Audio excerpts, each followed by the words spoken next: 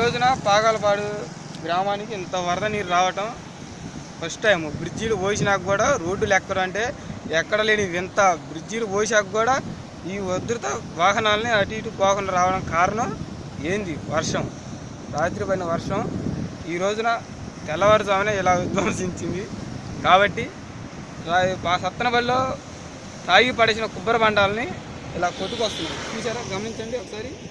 ఆ కొబ్బరి బండాన్ని సంబర్లో తాగి పడేసిన కొబ్బరి బండాలు ఇలా వర్షాకాలం ఇట్లా కొట్టుకొస్తున్నాయి. బ్రిడ్జిలు అలా సత్తనబల్లి పాగాలపాడు మధ్యలో గండి పడ్డది. బ్రిడ్జిలు పోసారు, అయినా తారుడు శుభ్రం కోసపోయి గండి పడింది. ఈ ప్రభుత్వం గట్టిగా